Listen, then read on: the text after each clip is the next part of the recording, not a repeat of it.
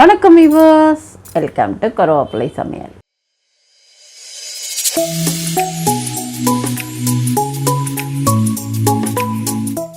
வாங்க, இன்றைக்கி நம்ம சூப்பரான ஒரு பச்சடி, எல்லாத்துக்கும் தொட்டுக்கிற ஒரு பச்சடி பண்ண போகிறோம். நான் எண்ணெய் போட்டிருக்கேன், நல்லெண்ணெய் போட்டிருக்கேன். அதில் கடுகு கொஞ்சமாக போட்டிருக்கேன். கடுகு வெடித்த உடனே கடலப்பருப்பு 1 டேபிள் ஸ்பூன், சீரகம் 1/4 ஸ்பூன், 1 டேபிள் ஸ்பூன் தனியா, 1/4 ஸ்பூன் வெந்தயம், ஒரு 5-6 மிளகா காரத்துக்கு ஏற்ற மாதிரி, கொஞ்சமாக 1/4 ஸ்பூன் உளுத்தம்பருப்பு. இப்போ இதை போட்டாச்சு, வறுத்துட்டுருக்கோம். இந்த மாதிரி நல்லா வறுத்துட்டு அதுக்கு மேலே என்ன பண்ணணுன்னா, புளி ஒரு சின்ன எலுமிச்சங்காய் அளவு போட்டிங்கன்னா போதும். புளியும் கொஞ்சம் வறுக்கணும், சரிங்களா? அந்த எண்ணெயில் புளியும் வறுத்துட்டு அதுக்கப்புறம் பச்சையாக பூண்டு ரொம்ப வதங்கக்கூடாது, வறுப்படவும் கூடாது. சும்மா கொஞ்சம் நேரம் இருக்கணும். அதனால் கடைசியில் அதை சேர்த்தா போகிறோம். இப்போ கொஞ்சம் நேரம் வறுக்க போகிறோம். இந்த பச்சடி நீங்கள் தோசை, இட்லி, வெளியூர் போகிறீங்களா, உங்களுக்கு கெடாமல் இருக்கணுமா, இது 2 நாள் வெளியிலே வச்சாலும் கெடாது.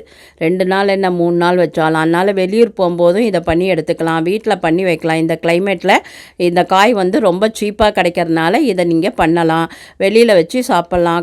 காயும் ஆச்சு, சட்னிக்கு சட்னி ஆச்சு. இதை நாங்கள் பச்சடின்னு சொல்லுவோம். இது இப்போ தொகையல் மாதிரியும் இருக்கும், சட்னி மாதிரியும் இருக்கும். இப்போ நம்ம வறுத்து எடுத்தாச்சு. இதை மிக்சியில் ட்ரையாக அரைக்கணும், தண்ணிலாம் ஊற்றக்கூடாது. ஆச்சா, இதை அப்படியே மிக்சியில் போட்டு நம்ம அரைக்க போகிறோம்.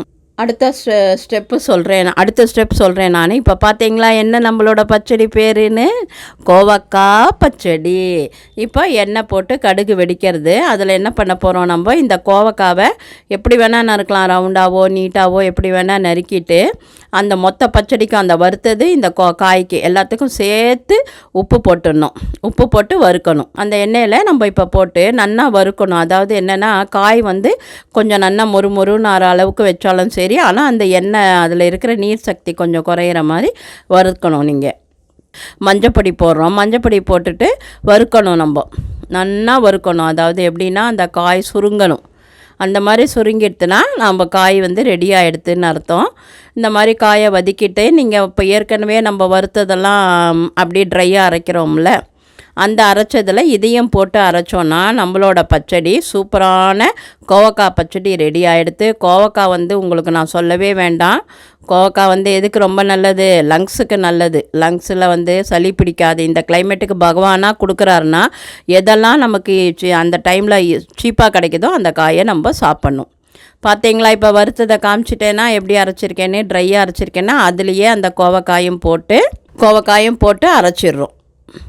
இப்போ அரைச்சி எடுத்துன்னு வந்துட்டேன்னா சூப்பராக பாருங்கள், தண்ணியோட ஜம்முன்னு அரைச்சிருக்கோம் பாருங்கள். இதில் கொஞ்சம் தாளித்து கொட்டணும். எண்ணெய், கடுகு, கடலப்பருப்பு, உளுத்தம்பருப்பு, மிளகா எல்லாம் போட்டு அழகாக நம்ம தாளித்து கொட்டிட்டோன்னா நம்மளோட சுவையான கோவக்காய் சட்னி ரெடி ஆகிடுது. அதாவது பச்சடி ரெடி ஆகிடுது. இந்த பச்சடி நீங்கள் தோசை, இட்லி, சப்பாத்தி, பூரி, அப்புறமா வெளியூருக்கு போகிறதா இருந்தால் எடுத்துகிட்டு போகலாம். சுட சாத்தில் இதை போட்டு ஒரு நெய்யை போட்டு இல்லை நல்லெண்ணெய் போட்டு சாப்பிட்டிங்கன்னா தேவாமிர்தமாக இருக்கும். நான் என்னோட ஒரே வேண்டுகோள் என்னென்னா, இதை பார்த்துட்டு நீங்கள் பண்ணி பார்த்துட்டு எனக்கு கமெண்ட் கொடுங்க.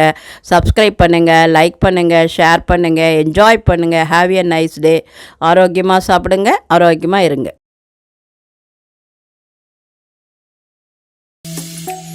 நம்மளோட சோஷியல் மீடியா பேஜ் இருக்கு இல்லையா, ஃபேஸ்புக், இன்ஸ்டாகிராம், அதிலெல்லாம் போய் ஒரு ஃபாலோ போட்டு ஒரு லைக் போட்டுக்கோங்க. அதுக்கப்புறமா நம்மளோட அதாவது டெலகிராம் லிங்க்கு, இந்த லிங்க்கில் நீங்கள் போய் ஜாயின் பண்ணிக்கிட்டிங்கன்னா உங்களுக்கு உண்டான எல்லா டவுட்ஸும் நாங்கள் கிளியர் பண்ணுவோம். அது இல்லாமல் நாங்கள் டிப்ஸு கொடுத்துட்டே இருப்போம்.